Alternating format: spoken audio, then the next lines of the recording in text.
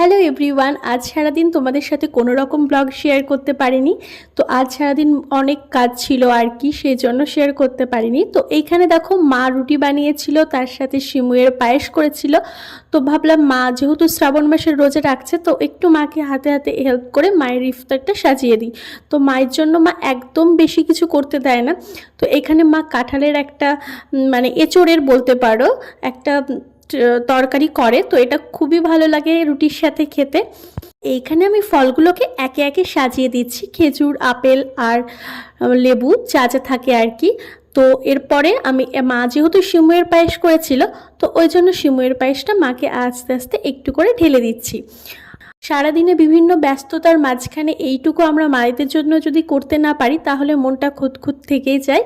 তো ওই জন্য একটা ডিম দিয়ে আজকের মায়ের খাবারটা আমি একটু রেডি করে দিলাম।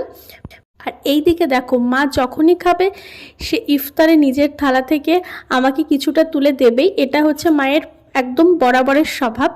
তো এই জন্যই বোধহয় মা মা হতে পেরেছে। তো আজকের মতো বাই বাই, টাটা।